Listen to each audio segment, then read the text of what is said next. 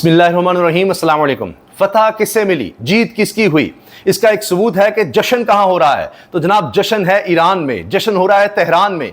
किस तरह से जीत का, फतह का जश्न मनाया जा रहा है वो मैं आपको दिखाऊंगा, और फिर इसकी वजूहात क्या क्या हैं। उनमें सबसे बड़ी वजह जो सामने आई है वो भी मैं आपके सामने रखूंगा। पहले आप देखें किस तरह से लोग जश्न मना रहे हैं इस वक्त ईरान में। आपको ये मनाजिर सिर्फ ईरान में ही मिलेंगे, और इसके अलावा आप देखें आपको ये मनाजिर कहीं नहीं मिलेंगे। ईरान के अलावा ना आपको इसराइल में कोई जश्न मिलेगा, ना अमेरिका में मिलेगा। तो फिर जीत किसकी हुई, यह है असल बात सोचने की। क्या लोगों से बेहतर कोई जान सकता है कि किसको जीत मिली है?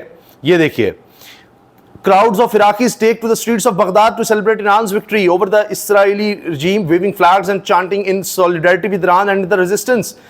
हत्ता के ये भी खबरें आ गई कि इराक में भी, बगदाद में भी फतह का जश्न मनाया जा रहा है। जो मैंने आपको वीडियो दिखाई ये इराक की थी, और अब आप देखिए ये ईरान के मनाजिर। ये देखिए आप, इस तरह से ये मुख्तलिफ, ये ईरान भर में फतह का जश्न, अवामी रैलियों और नारेबाजी का सिलसिला जारी। तो हमसाया मुल्क इराक में भी, जहां पर अमरीकी बेसिस है, वहां पर भी फतह का जश्न मनाया गया है। ईरान में जंगबंदी के बाद इसराइल की जीत की खुशी, इसराइल से जीत की खुशी मनाई जा रही है। ईरान में जंगबंदी जब हुई तो ये अब फतह का जश्न मनाया जा रहा है। ये देखिए आप, लोग खुश हैं। मुख्तलिफ शहरों में देखिए मनाजिर किस तरह, हर तरफ जश्न ही जश्न, और इस तरह से लोगों ने खुशियां मनाई हैं जो उनको फतह मिली है। और कोई सोच नहीं सकता था, किसी के वहमो गुमान में नहीं था।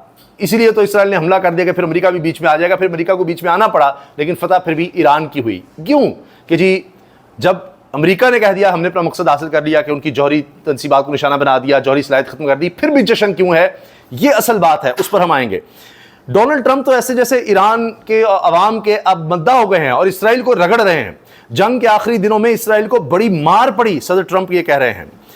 ईरानी बैलिस्टिक मिसाइल्स ने इसराइल की कई बड़ी इमारतों को तबाह कर दिया। ट्रंप, ईरानी लोग शानदार हैं, तारीफें सुनिए। बशमूल ईरान, ये सब के लिए बड़ी कामयाबी है। अमेरिकी सदर ट्रंप कह रहे हैं कि ये बड़े मेहनती हैं और उनके पास बड़ा तेल है, वो बड़े मेहनती हैं, उनके साथ तिजारत होनी चाहिए, उनके साथ काम करना चाहिए और आगे बढ़ना चाहिए। फिर साथ ये कि जी चीन तक को कह दिया डोनाल्ड ट्रंप ने कि चीन भी तेल खरीदे अब ईरान से, चीन भी तेल खरीदे, और कह रहे हैं जी हमसे भी खरीदे। ट्रंप को अब तिजारत की इस वक्त पड़ी हुई है। लेकिन एक बात मैं बता दूं, मुशाहिद हुसैन सैयद साहब ने जियो न्यूज़ पर हामिद मीर साहब के शो में बात की है कि इनके साबिक सदर कैनेडी जो कत्ल कर दिए गए थे, और उन्होंने इसराइल से उनकी जो तनसीबात हैं, जौहरी तनसीबात, उसके हवाले से कहा था इसके बारे में हमें सारा बताओ, तुम ये एटम बम बनाने जा रहे हो। तो उसके बाद उनका कत्ल हो जाता है। तो मुशाहिद हुसैन सैयद कह रहे हैं कि ट्रंप की जान को खतरा हो सकता है अब इस सारे मामले के बाद, क्योंकि उन्होंने जिस तरह का फ़ोन किया है इसराइल के वज़ीर-ए-आज़म नेतन्याहू को और बाकायदा डांट पिलाई है, ये चीज़ रिपोर्टेड है। फ़ोन करके बड़ा सख्त लहजा था ट्रंप का, बड़े गुस्से में बात की है, और नेतन्याहू आगे से ज़्यादा नहीं बोल सके, और जाहिर है कि वो कह रहे थे कि अब जंग मजीद नहीं होगी। तो फिर ट्रंप हाथ उठा रहे हैं। अमेरिकी इस्टेब्लिशमेंट अपनी जगह, लेकिन जाहिर है कि उनको भी नजर आ रहा है कि वो तिजारत की तरफ जाना चाहते थे।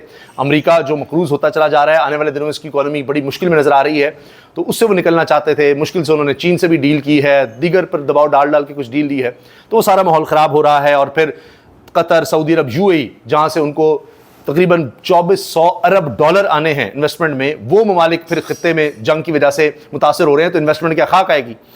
रूस का भी इसराइल और ईरान जंग बंदी का खैर मकदम, रूस भी इस पर खुश हो गया है। ईरान पर अमेरिकी बमबारी का कोई जवाब नहीं, ईरानी अवाम की मदद की कोशिश करेंगे। रूसी सदर मैदान में आ गए हैं, वो कहते हैं ये मदद भी करेंगे। आलमी मंडी में डीजल और पेट्रोल की कीमत में 10 से 12% इजाफा हो गया है। जब हालात बेहतर नजर आ रहे हैं तो अब फिर वो, वरना इकॉनमी सारी दुनिया की बैठ रही थी, इकॉनमी स्लो होनी थी, उसके भी जंग के असरात की वजह से सारा था। अब कॉन्फ्रेंस फिर दोबारा आ रहा है। ईरान इसराइल जंग के बायस पेट्रोल की कीमत में इजाफे का खदशा जाहिर किया गया था। चीन अब ईरान से तेल खरीद सकता है और उम्मीद है अमेरिका भी खरीदेगा। ले जी, अमेरिकी सदर, ये तो दिलचस्प बात है कि अब अमेरिका की तरफ से कहा जा रहा है, ये वक्त भी आना था कि वो, अब पहले पाबंदियां थी ईरान पर, अब कह रहे हैं जी अब हम उनसे तेल खरीदने की भी बात कर सकते हैं। 12 रोज़ा जंग में ईरान की जवाबी हमलों में 28 इसराइली हलाक, हज़ारों जख्मी हुए। जब ट्रंप ने कह दिया है कि बहुत ज़्यादा मार पड़ी है इसराइल को, तो अब फिर और क्या बात रह जाती है। यानी सबसे बड़ा इत्तेहादी इसराइल का, सारी सपोर्ट इसराइल को अमेरिका की, वो कह रहा है कि बड़ी मार पड़ी है इसराइल को। ईरान में हुकूमत की तब्दीली नहीं चाहता, ईरानी अच्छे और कारोबारी लोग हैं ट्रंप, उनको अब ईरानी बहुत अच्छे लग रहे हैं।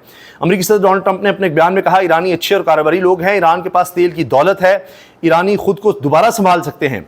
ईरान में हुकूमत की तब्दीली नहीं चाहता, हुकूमत की तब्दीली इंतशार लाती है। चाहता हूं मामलात जल्द अज जल्द पुरसुकून हो जाएं।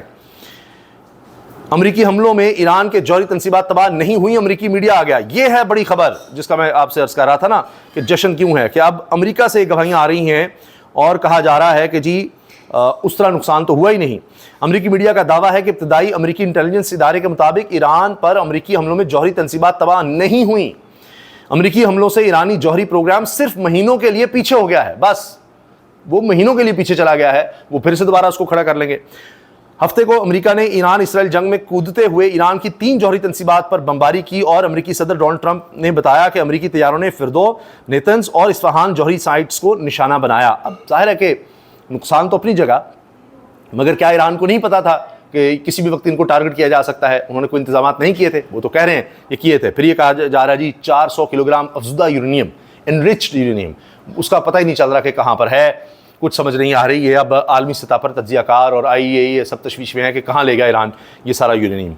ईरानी जौहरी तंसीबात तबाह ना होने की रिपोर्ट्स पर ट्रंप CNN, ABC और NBC पर बरस पड़े, बड़े गुस्से में नजर आ रहे हैं जी ट्रंप के। जी इस तरह की रिपोर्ट्स क्यों दी जा रही हैं कि हमने इतना बड़ा हमला किया और हमें कामयाबी नहीं मिली। 400 किलोग्राम अफजुदा यूरेनियम महफूज रहा, ईरानी ओहदेदार ने तस्दीक भी कर दी है। लो जी, ईरान भी इसकी तस्दीक कर रहा है और तज्जियाकार भी और एजेंसियां भी। ट्रंप इसराइल से नाराज, नेतन्याहू को फोन करके अच्छी खासी डांट पिलाई है जी, ये भी दिलचस्प खबर है। और देखिए जंग से क्या हो गया, इत्तेहादी एक दूसरे से नाराज नजर आ रहे हैं।